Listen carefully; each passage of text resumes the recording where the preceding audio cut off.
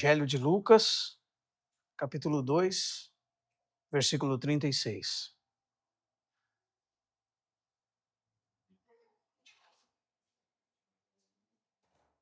Havia uma profetisa chamada Ana, filha de Fanuel, da tribo de Asser, avançada em dias, que vivera com seu marido 7 anos desde que se casara, e que era viúva de 84 anos.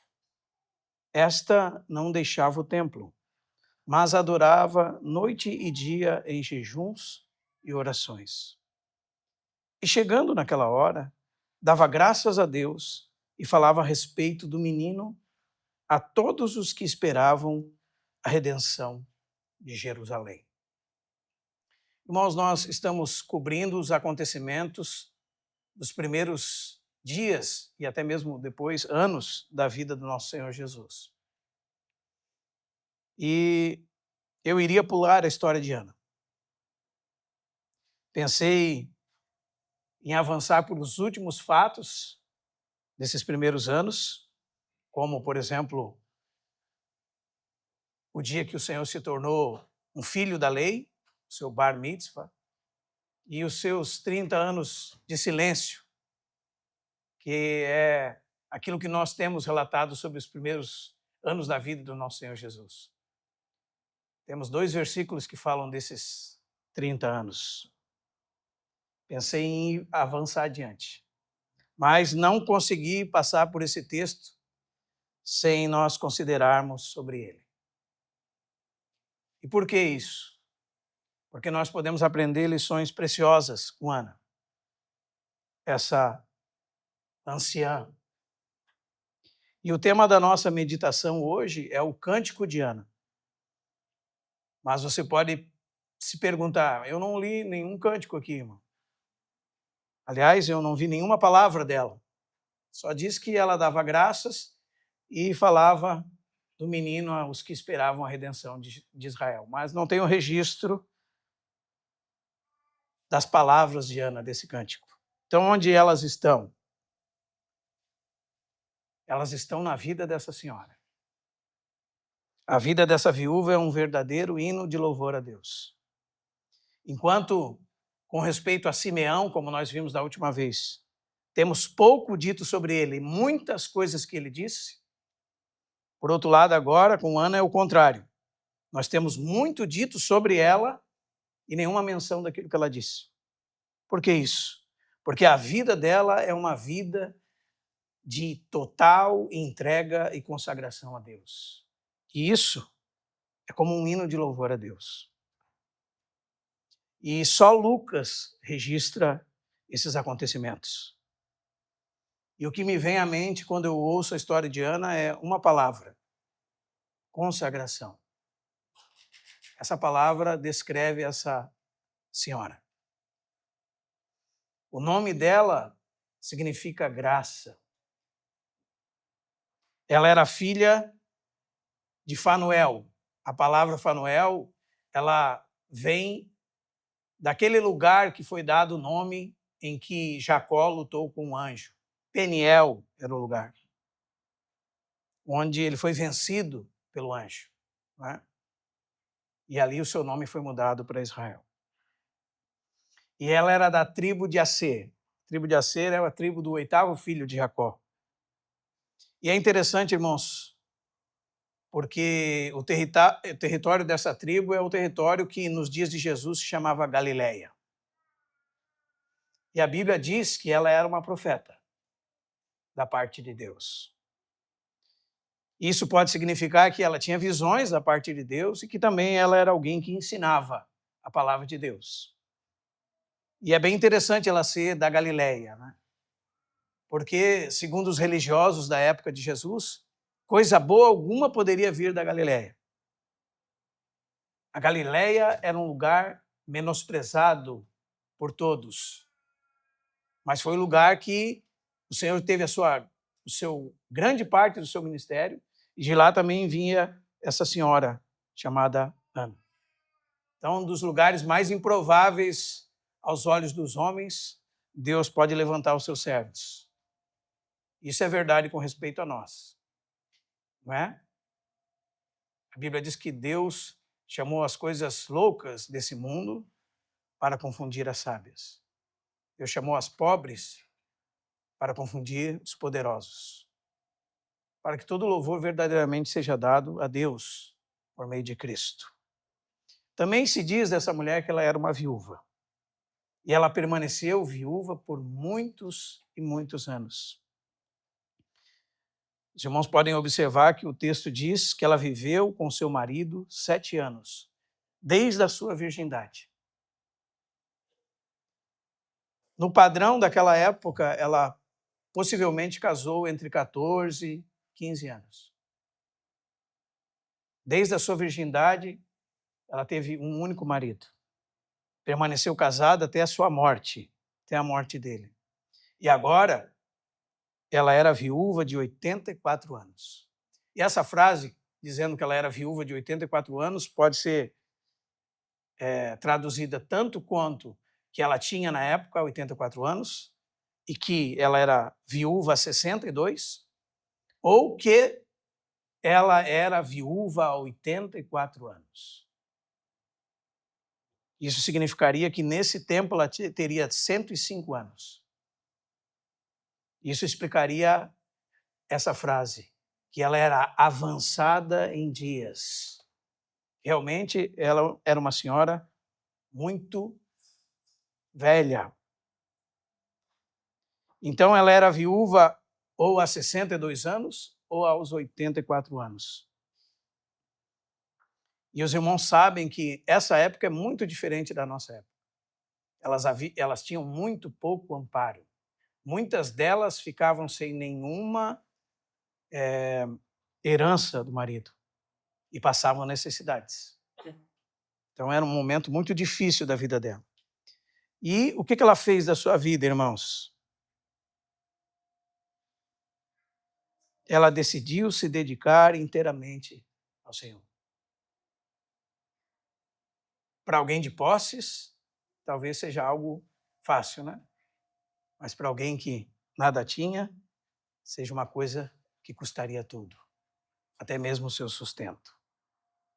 Então, irmãos, nós podemos dizer que Ana perdeu seu esposo e quando isso aconteceu, ela decidiu receber a Deus, o Deus de Israel, como seu esposo, o Senhor dos Exércitos. E enquanto a nação inteira era uma nação apóstata, prostituta, no que concerne a Deus como seu marido, porque havia trocado Deus por outros deuses, porque não confiava em Deus, porque não viu o tempo da visitação de Deus, Ana decidiu se dedicar inteiramente para Deus como uma mulher fiel. Ela era uma mulher consagrada a Deus.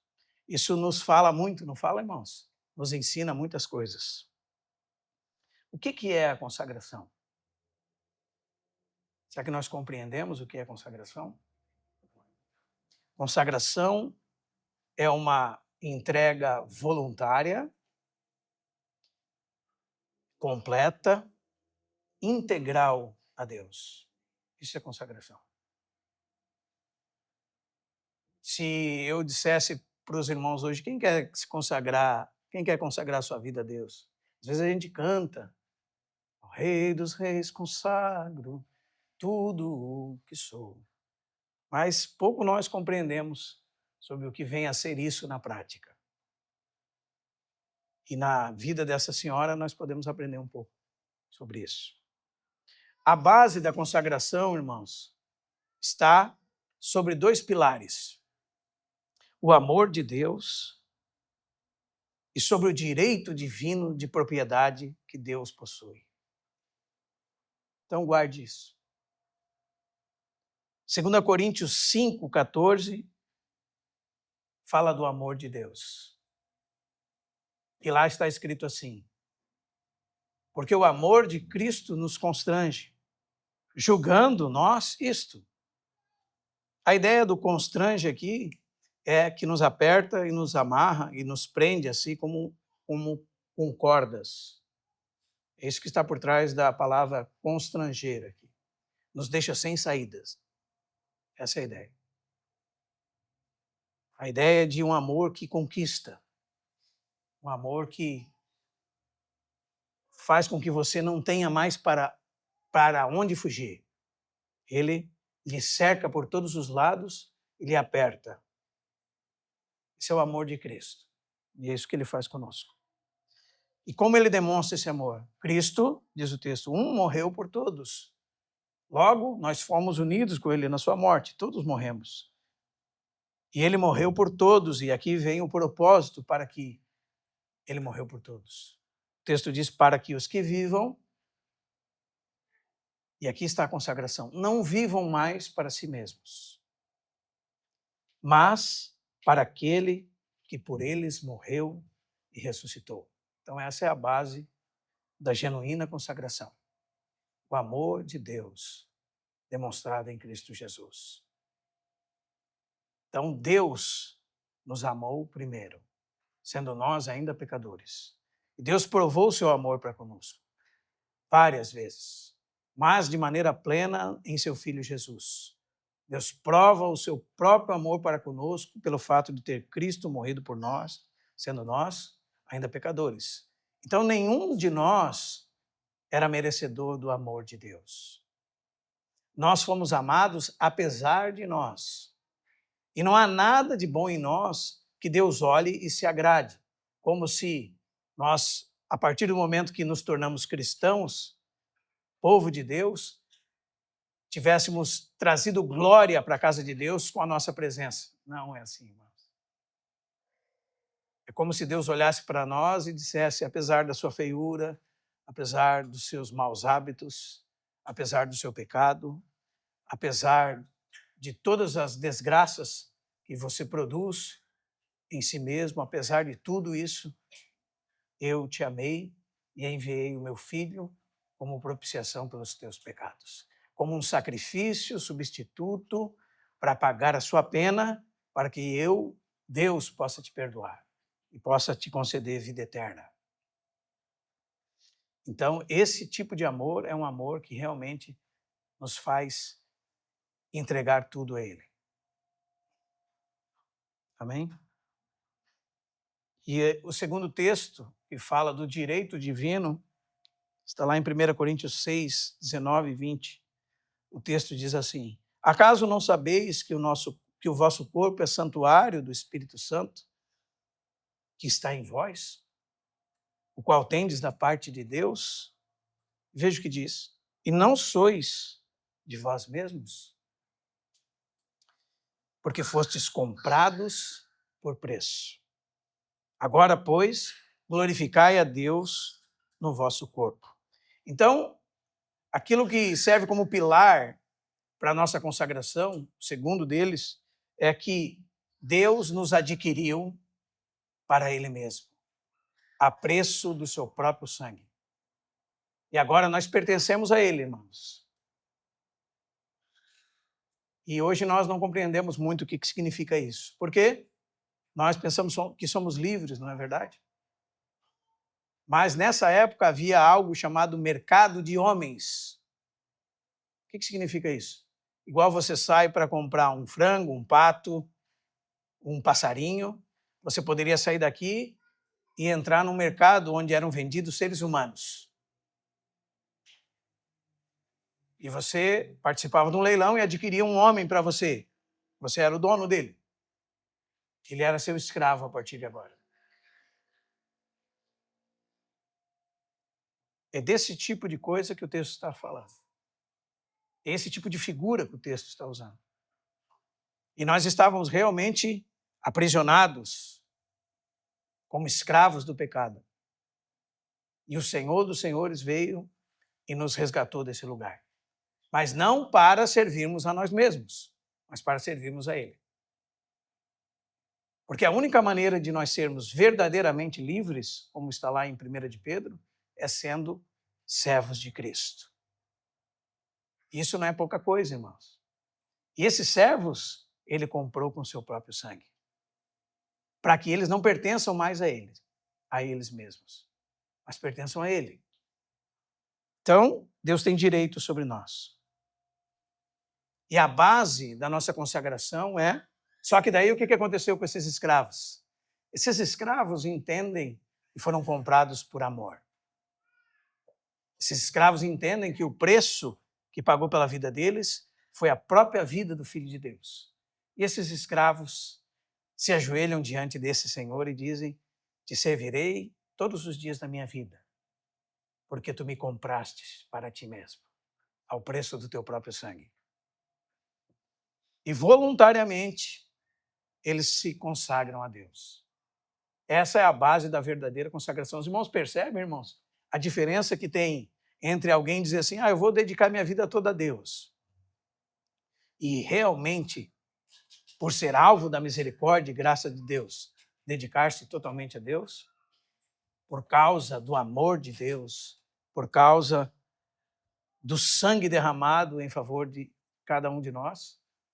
Os irmãos entendem a diferença disso? Existem muitas pessoas tentando servir a Deus, irmãos. E quando elas terminarem as suas vidas, elas serão lançadas no inferno.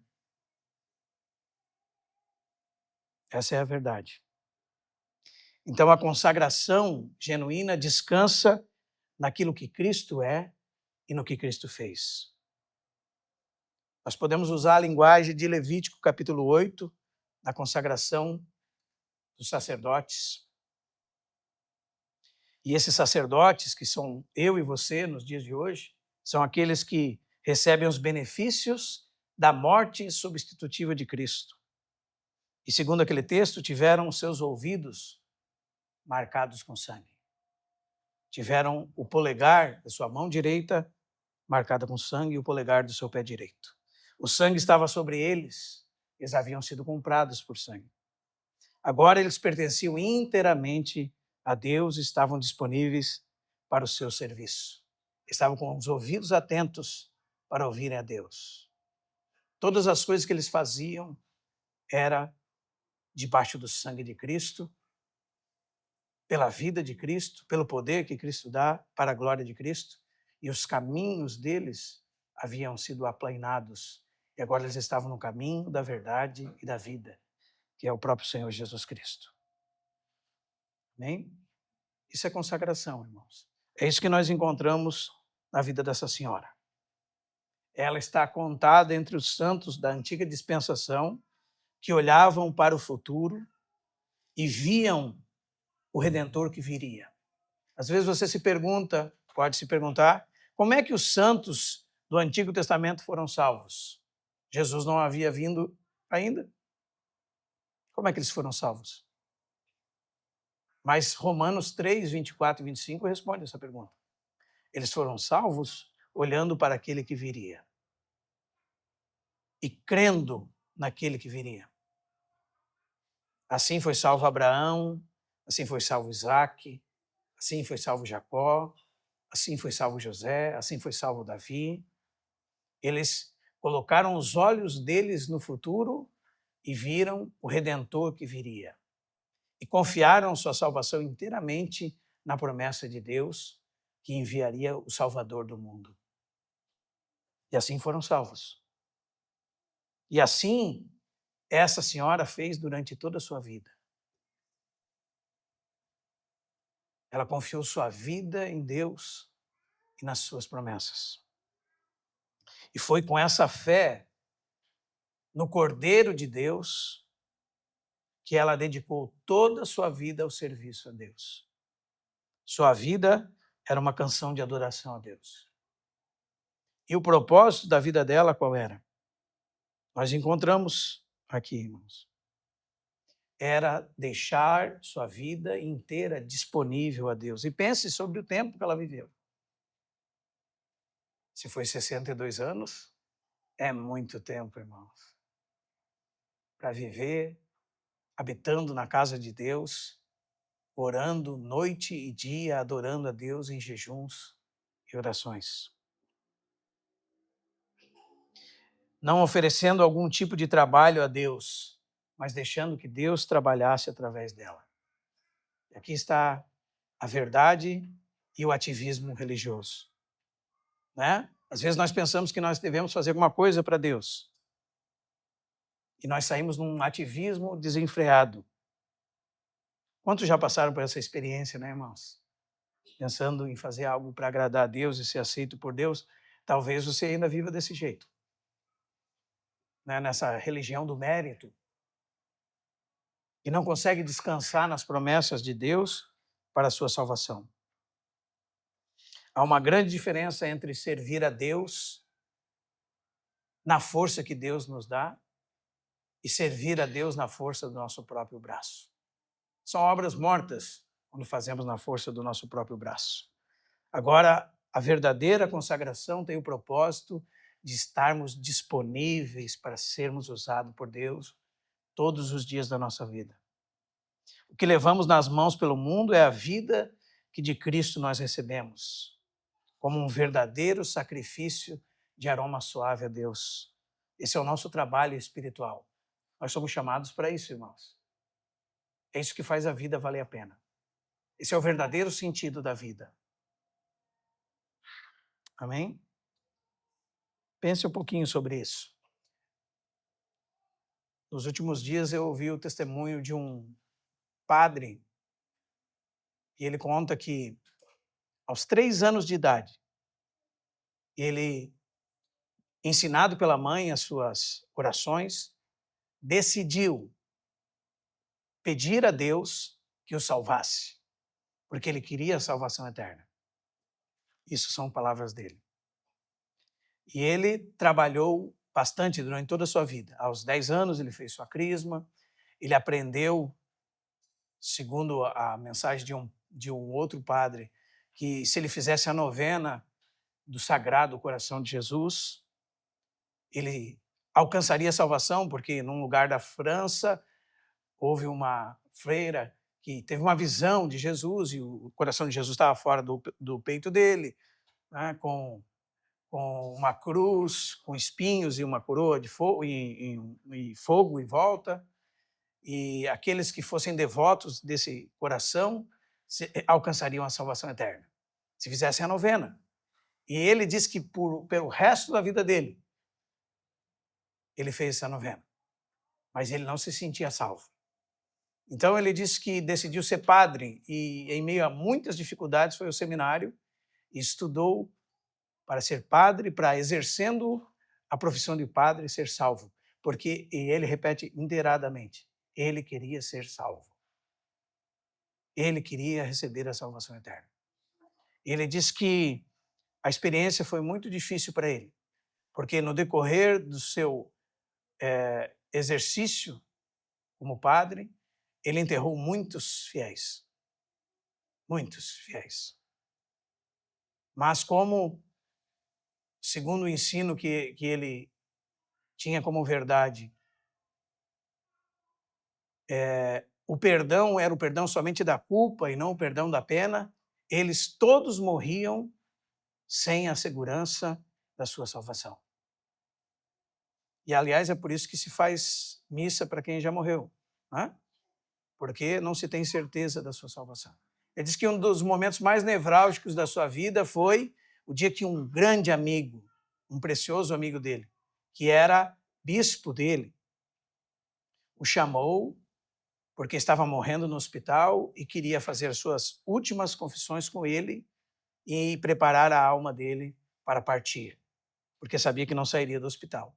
E diz que esse amigo dele passou vários dias escrevendo os pecados desde a sua infância, desde a sua infância.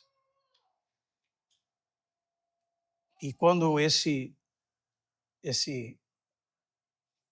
homem chegou, ele contou todos os seus pecados e ele conta que os dois choraram juntos e ele declarou a absolvição e foi para casa. No outro dia voltou a visitar o bispo e o bispo voltava a repetir os pecados, voltava a pedir absolvição.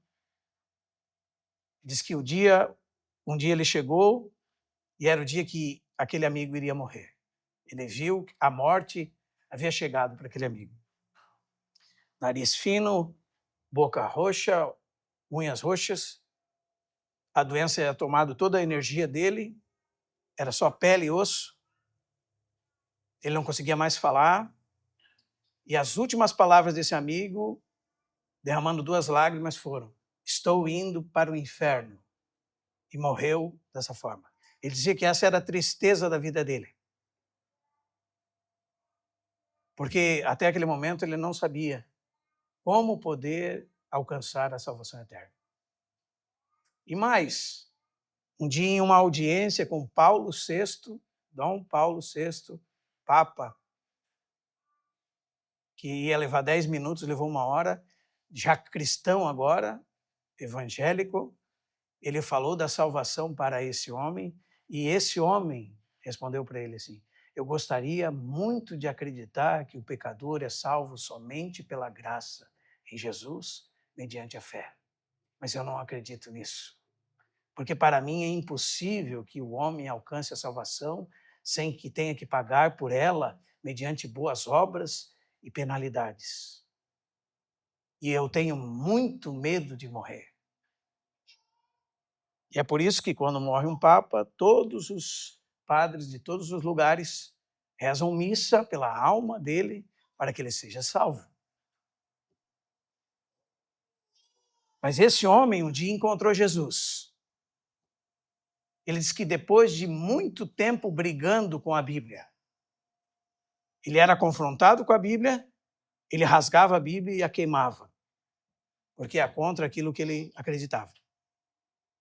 E daí, ele tinha aquela crise e voltava, comprava outra Bíblia, era confrontado pela Bíblia, rasgava a Bíblia e queimava. E queimou 18 exemplares da Bíblia. Até um dia que, lendo João 3,16, ele dobrou os joelhos diante de Jesus, ele entregou sua vida a Jesus. Ele diz que naquele dia, todos nós sabemos o que está escrito lá, né, irmãos? Deus amou o mundo de tal maneira que deu o seu Filho unigênito, para que todo aquele que nele crê não pereça, mas tenha a vida eterna.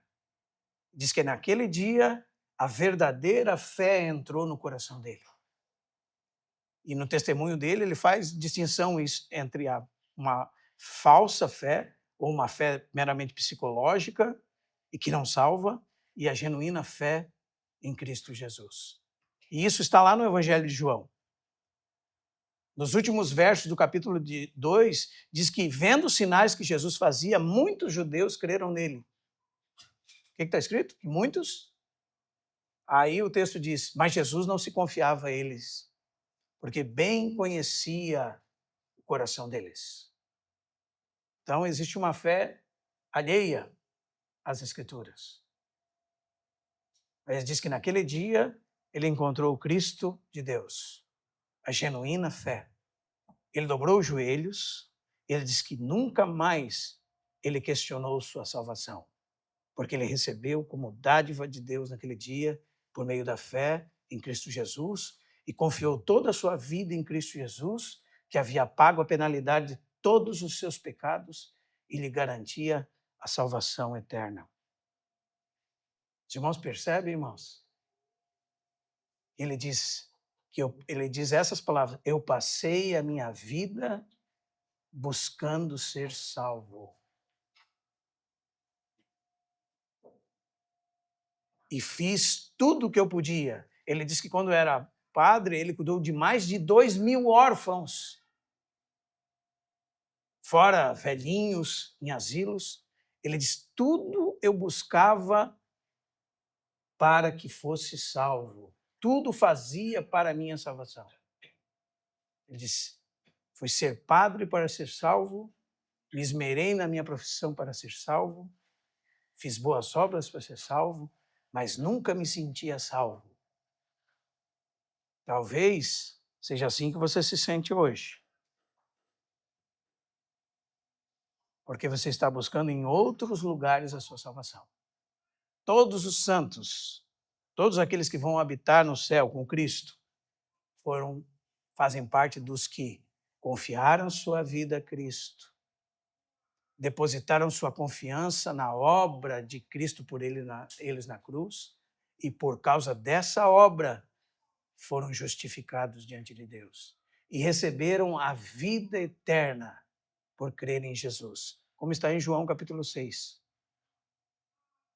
Todo aquele que crê em mim tem a vida eterna. Como está depois de João 3,16, Aquele que crê em mim passou da morte para a vida.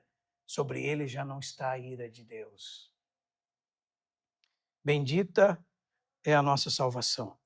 Essa é a base da consagração, irmãos. Não é outra coisa. Amém? E onde se vê esse serviço na vida dessa senhora? Nosso texto diz assim: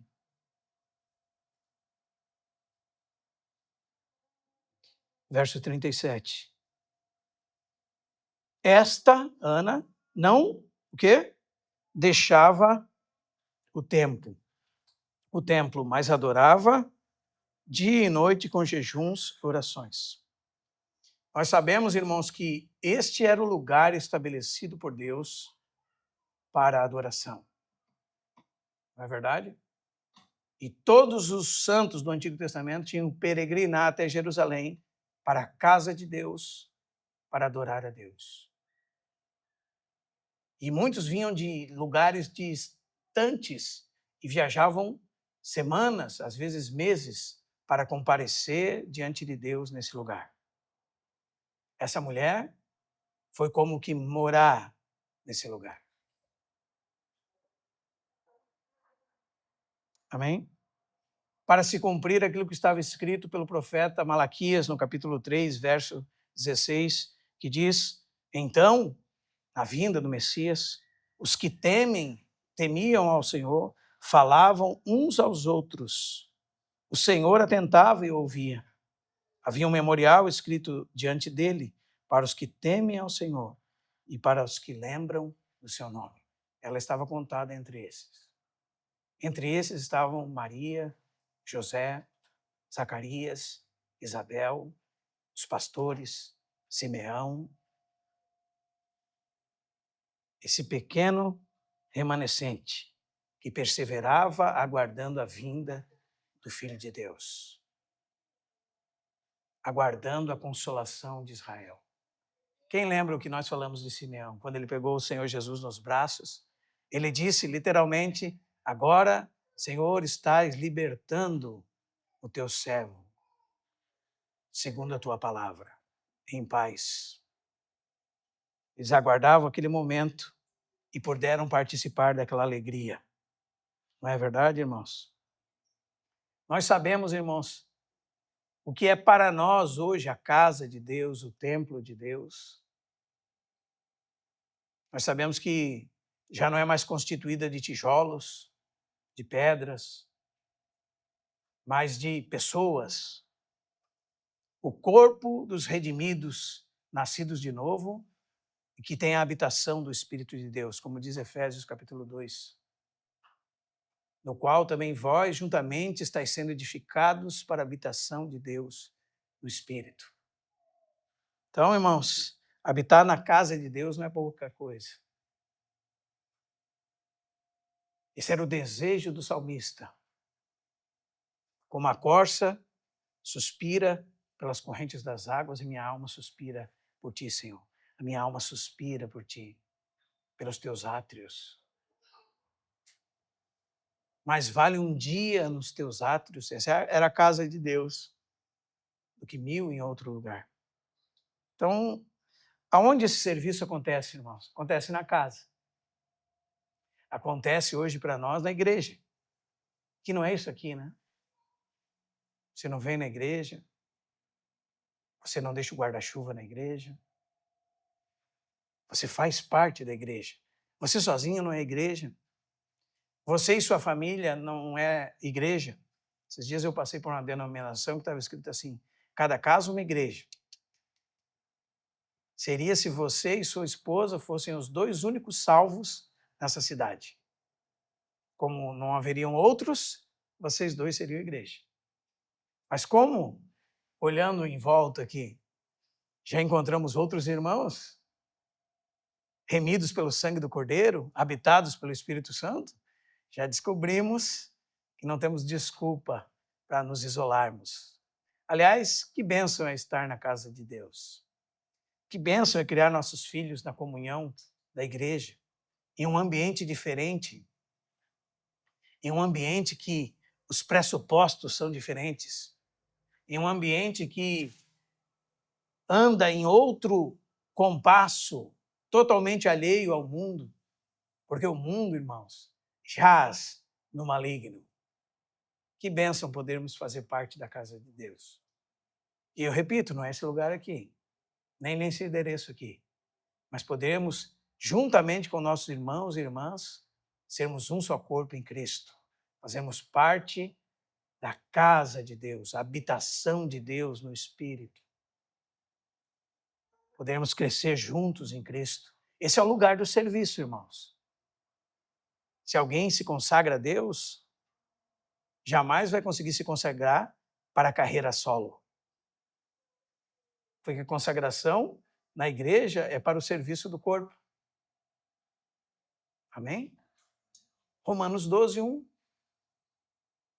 Por que nós nos consagramos a Deus? Por causa das misericórdias de Deus. O texto diz, apresenteis os vossos corpos. Muitos corpos, o texto diz. Um único sacrifício. Muitos corpos, um único sacrifício. Vivo, santo e agradável a Deus, que é o vosso culto racional ou o vosso serviço inteligente. E o texto diz, não vos conformeis com este século, mas transformai-vos pela renovação da vossa mente. O mundo tem a sua mentalidade, a igreja de Deus, outra mentalidade. A mentalidade da igreja é a mentalidade de Deus. A mente da igreja é a mente de Cristo. Os ditames da igreja são os ditames de Cristo. Não os ditames de algum homem que quer tomar o lugar de Cristo, os ditames de Cristo. E o verso 3 diz, a graça foi concedida a cada um de nós segundo a proporção do dom de Cristo. Romanos capítulo 12, verso 3. Melhor dizendo, o texto diz, pela graça que me foi dada, digo a cada um dentre vós, que não pense de si mesmo além do que convém. Antes pense com moderação, segundo a medida da fé que Deus repartiu a cada um. Porque assim como num só corpo temos muitos membros, mas nem todos os membros têm a mesma função, assim também nós, conquanto muitos, somos o quê, irmãos? Somos o quê?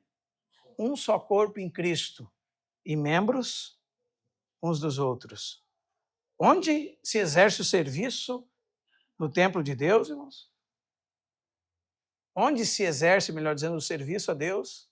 Na casa de Deus. Está cheio de gente, parafraseando esse texto aqui, está cheio de gente em casa dizendo assim, eu sou muito espiritual. Na minha vida espiritual, é só eu e Deus. Não tem nada de espiritual nisso. Aí você dobra o joelho em casa e diz, Deus, como é que eu posso te servir adequadamente? Que tipo de serviço eu posso prestar a ti?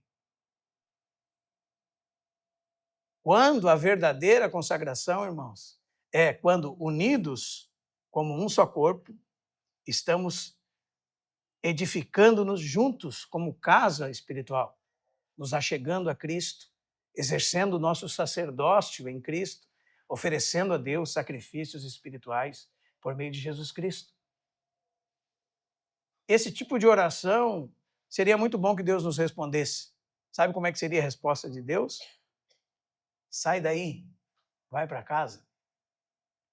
Mas para casa no sentido de vai congregar, vai viver com seus irmãos, vai compreender, vai se sujeitar, vai servir os outros, vai amar os outros,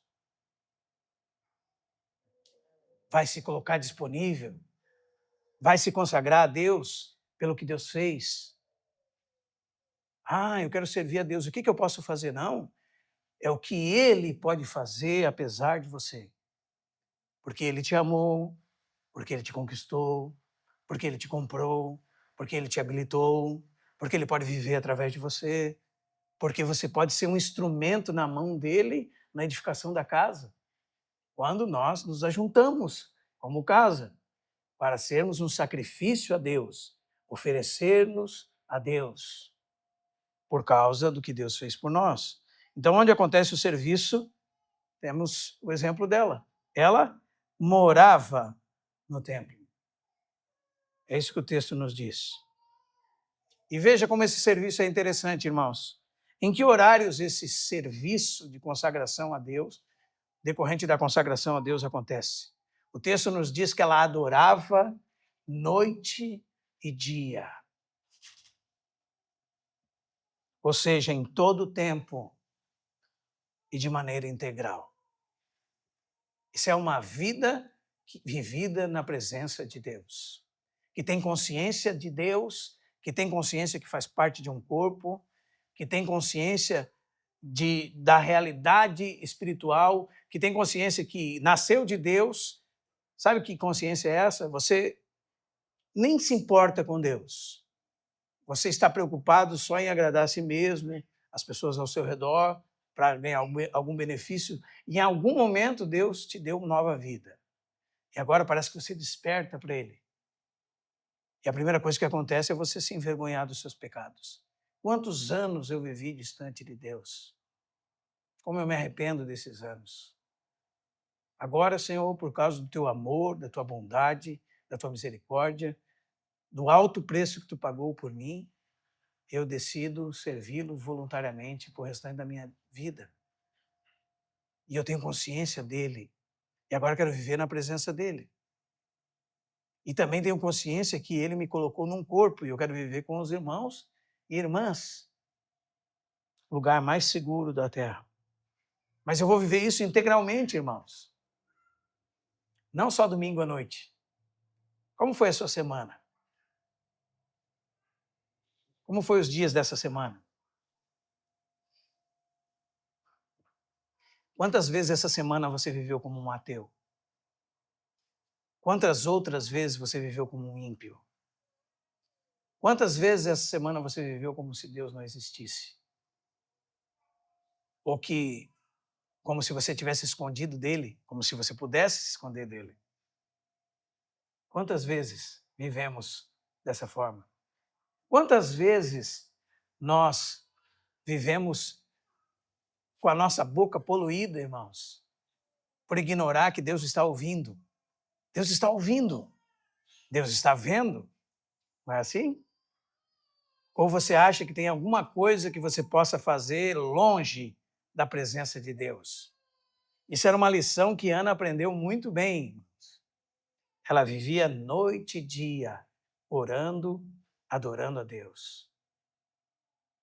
Ela vivia uma vida íntegra. Essa era a consagração dela. Aí você vai me dizer assim, não, irmão, mas eu tenho que trabalhar.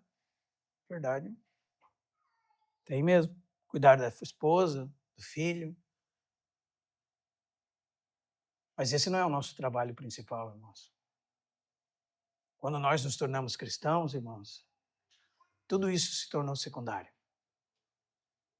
Nosso trabalho principal é fazer a vontade daquele que nos arregimentou, o Senhor Jesus Cristo. Você era um advogado antes.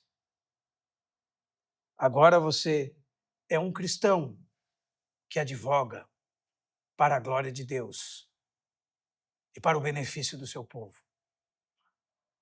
Que grande diferença, irmãos. Que grande diferença. Isso muda o curso da nossa vida na prática, irmãos. Não tem nada mais prático que isso. Os irmãos sabem que agora se faz uma camisa, faz para Deus e não para os homens. Não é assim? É assim, irmãos. Se advoga, advoga para a glória de Deus, para que Jesus receba os benefícios desse trabalho. Isso é consagração. As outras coisas mudaram de lugar quando você foi aceito por Cristo. As outras coisas na sua vida caíram para uma segunda categoria. Todas elas. Quando Cristo te recebeu. É interessante, irmãos, porque as pessoas não fazem ideia que é isso que é ser cristão. Outra coisa é não ser cristão.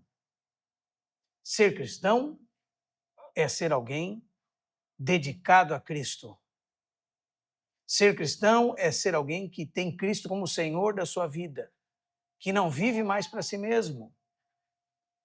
Irmãos, não vive mais para si mesmo. O seu desejo agora é agradar a Deus. É isso que nós aprendemos com essa senhora. Independente se fosse comer, dormir, o seu desejo era agradar a Deus. Ela vivia para Deus e para o seu inteiro agrado. Não foi isso que nós lemos? Que ele morreu por todos, para os que vivam, não vivam mais para si mesmos, mas para aquele que por eles morreu e ressuscitou. Precisa interpretar isso para alguém aqui, irmãos? Isso aqui é consagração. E esse é um serviço integral de vida. Ah, irmãos, como é trabalhoso. Como é trabalhoso chamar os irmãos para a realidade, muitas vezes. As pessoas vivendo como Jesus não existisse, como se o inferno não existisse, como se o julgamento de Deus não existisse, como se houvesse muitos dias para viver nessa terra. Hoje recebi uma notícia muito triste de um jovem de 26 anos, um menino servo de Deus, que teve um câncer. E ele tratou aquele câncer, melhorou do câncer, fez um transplante depois, e daí depois nos exames os médicos acharam uma manchinha, retornaram, falaram que poderia ser algum problema, ele retornou a fazer o transplante e retornou às sessões, retornou às sessões de quimioterapia, e aquilo enfraqueceu ele, deu uma ferida na boca dele. No hospital, ele teve uma infecção naquela ferida. Essa infecção foi para os intestinos dele e matou ele, com 26 anos. Quanto tempo nós temos? Não sei. Isso não pertence a nós. Por que nós vivemos como se não houvesse amanhã? Por que nós vivemos, irmãos, como se nós tivéssemos chegado a esse mundo cheio de coisas e como se nós pudéssemos deixar esse mundo com algumas coisas na nossa bagagem? Se a Bíblia diz que nu viemos para o mundo e nu deixaremos ele.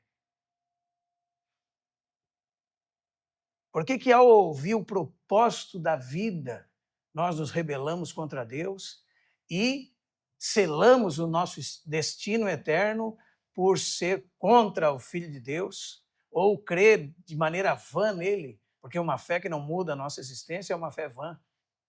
A fé sem obras é uma fé morta. A fé sem a realidade da vida sendo manifesta é uma fé inexistente. E assim muitos vivem nessa terra, irmãos. Muitos. Escute o que eu estou te dizendo, irmão. Dos evangélicos de hoje. Muitos, se não a maioria. É difícil encontrar alguém nascido de novo hoje. É difícil encontrar alguém nascido de novo hoje. Do mesmo jeito que se ouvia dos católicos na década de 70, 80, que eram nominais, a maioria dos evangélicos são nominais. Eles vivem como se Deus não existisse, mentindo, enganando, blasfemando, roubando. Isso demonstra a sua falta de realidade na salvação. O Senhor tenha misericórdia de nós, irmãos. O Senhor não nos chamou para uma vida de hipocrisia, para uma vida de aparência. Talvez, como o Júnior disse, esse é um dia para mudar nossas vidas. Né? Para sempre.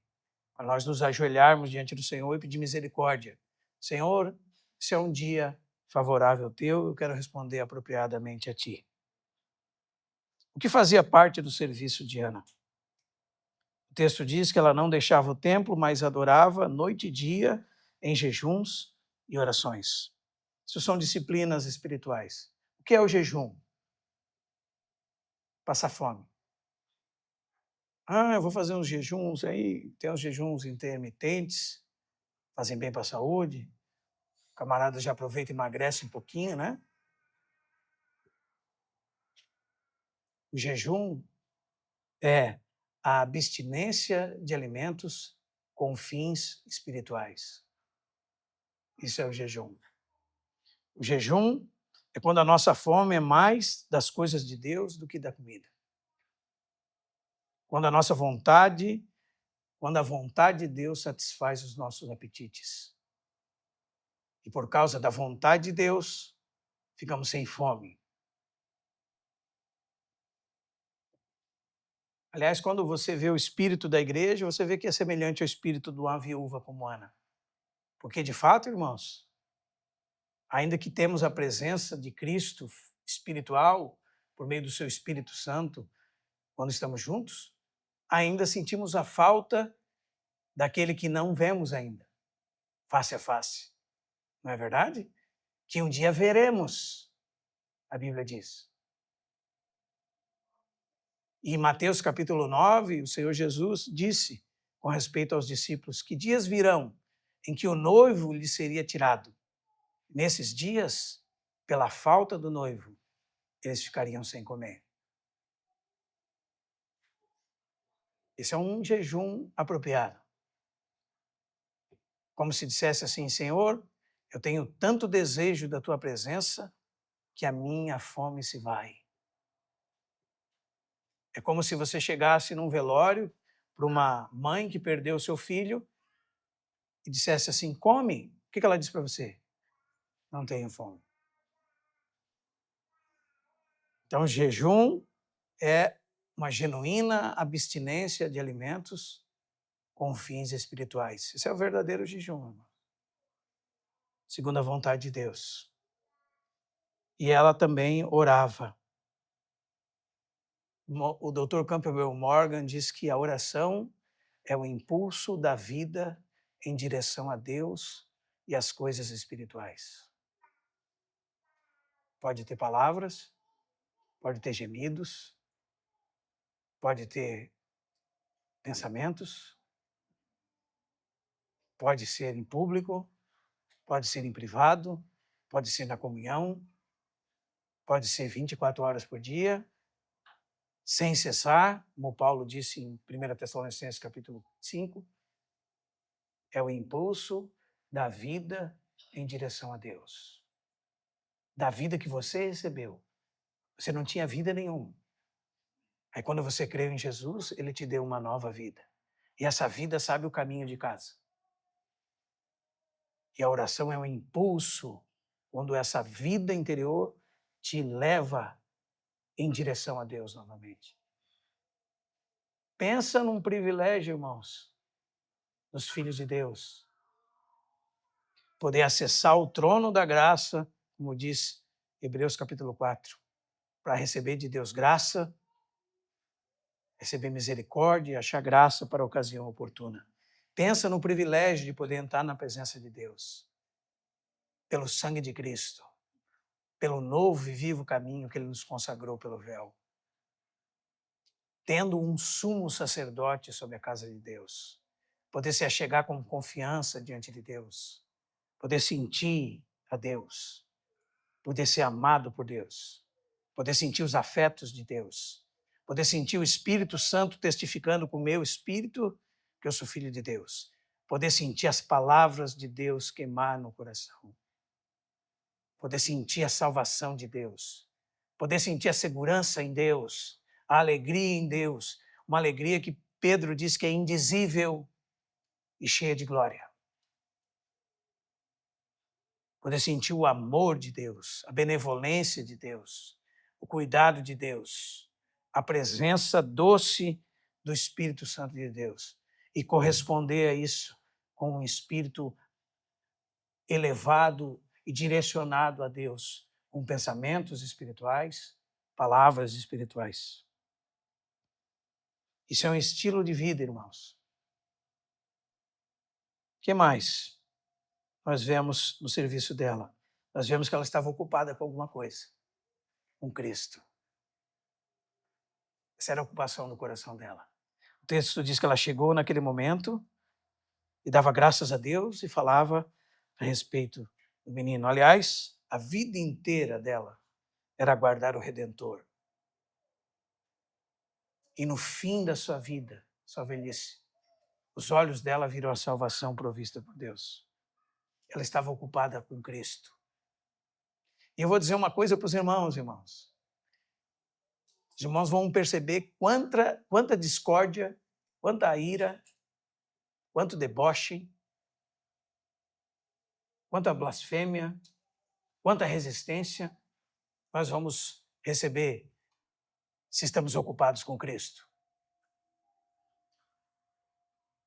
Nós temos outra mulher no Novo Testamento que se ocupava com Cristo.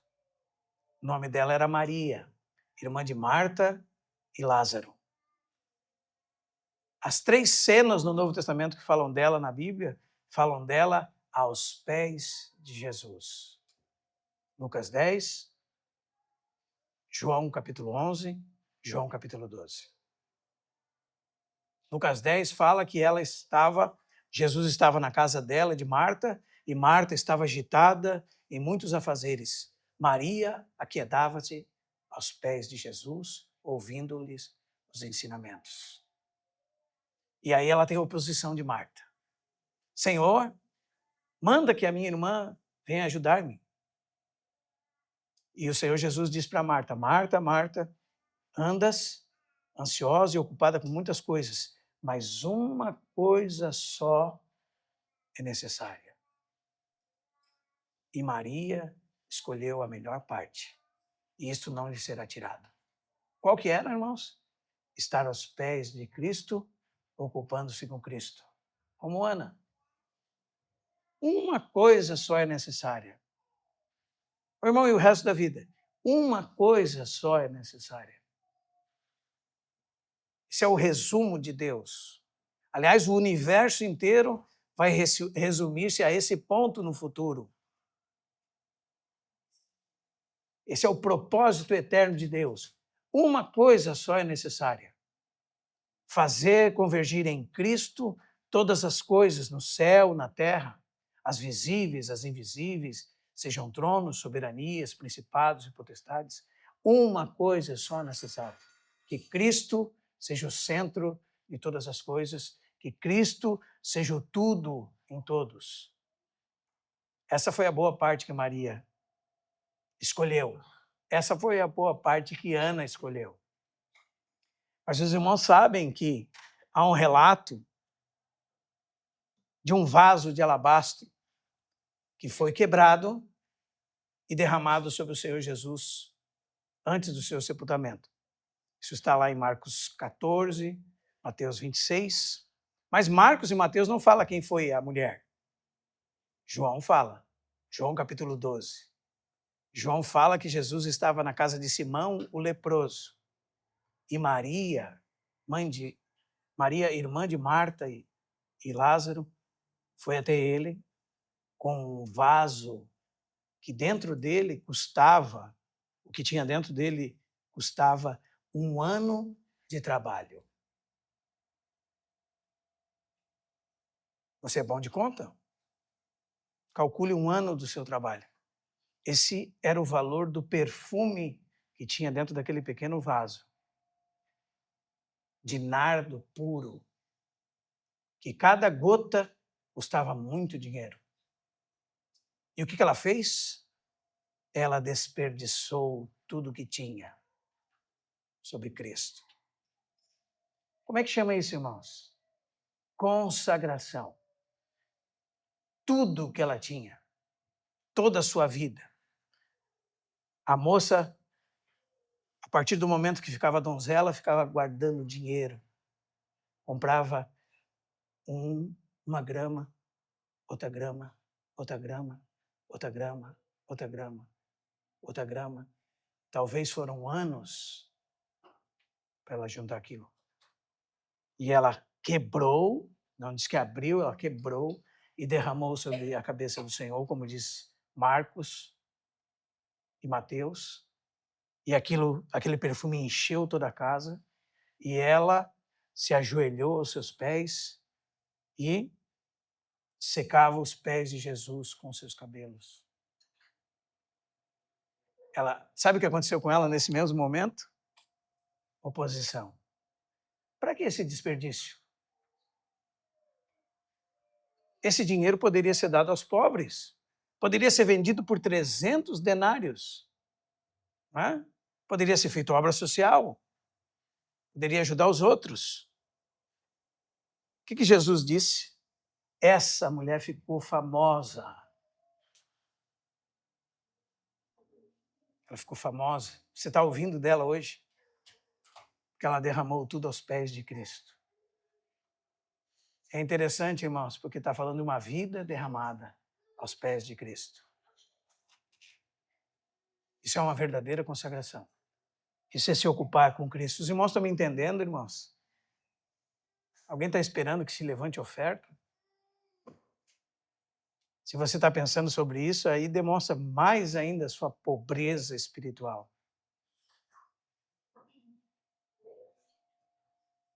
Porque o valor da sua vida se resumiu em alguns poucos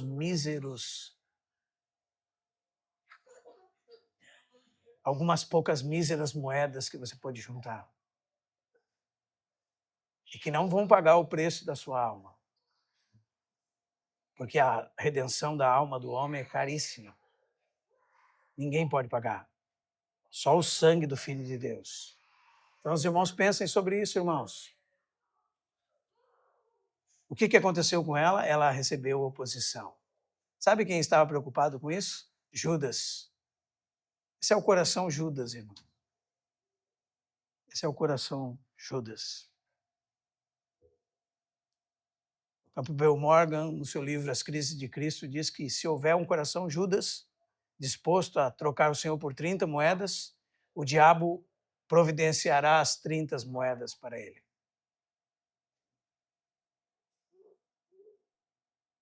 E ele saiu dali disposto a vender o Senhor, o texto diz.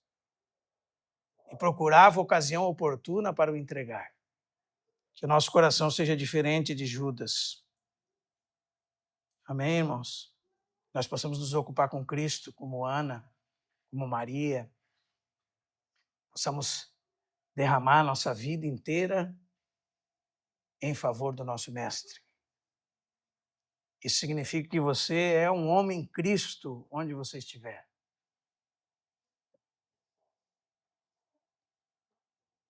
Pense na relação entre um marido e esposa, irmãos.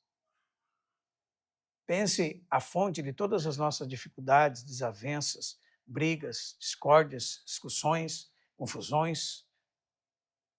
Pense, qual é a fonte de tudo isso? A fonte é o pecado. É a nossa justiça própria. A nossa justiça própria é o que faz nós buscarmos sempre ter a razão. Estarmos sempre certos, nunca pedirmos perdão. Essa é a fonte de todas as discórdias, brigas. São os desejos da nossa carne. São as paixões pecaminosas que militam na nossa carne. Agora pense em um casal consagrado a Cristo. Que a sua justiça é Cristo. Né? Que ambos estão juntos para cumprirem o propósito de Deus em Cristo. Que dedicaram sua vida a Cristo. Foram salvos por Cristo. Comprados pelo sangue precioso de Cristo. E agora, por sua vida, relacionamento, querem manifestar Cristo ao mundo. Que glória no casamento. Não é assim, irmãos?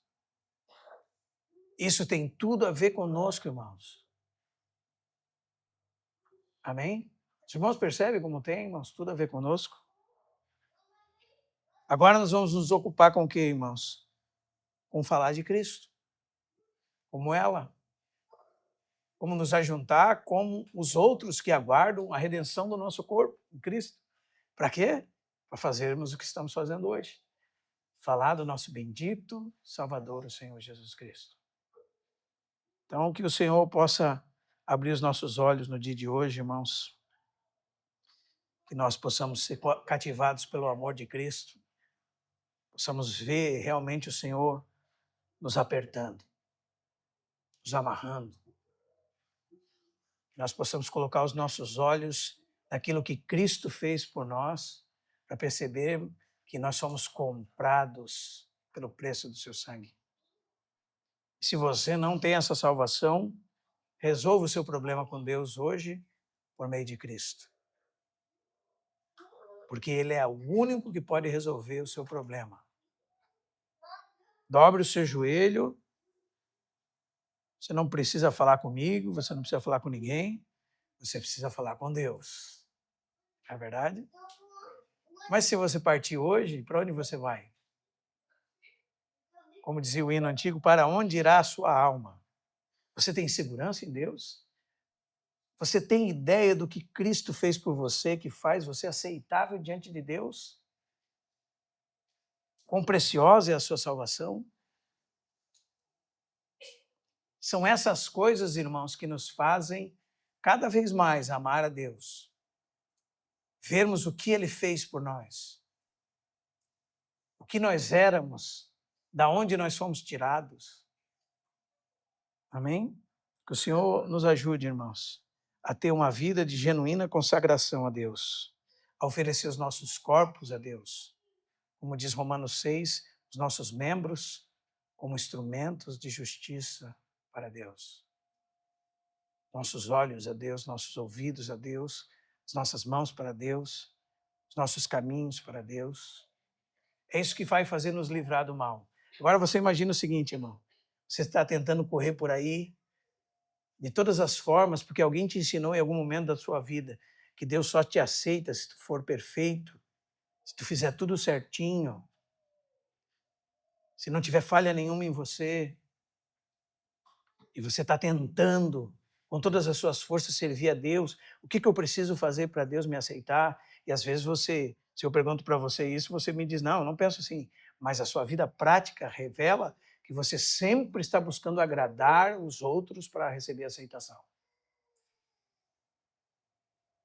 Quando nós aprendemos o que é a verdadeira salvação, nós vamos buscar agradar a Deus não pelo aquilo que Ele pode nos dar, mas por aquilo que Ele é.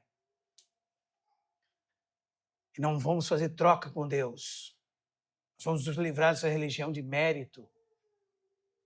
Nós vamos ver que toda a nossa salvação está fundamentada sobre uma pedra que não se remove do lugar, que é o Senhor Jesus Cristo.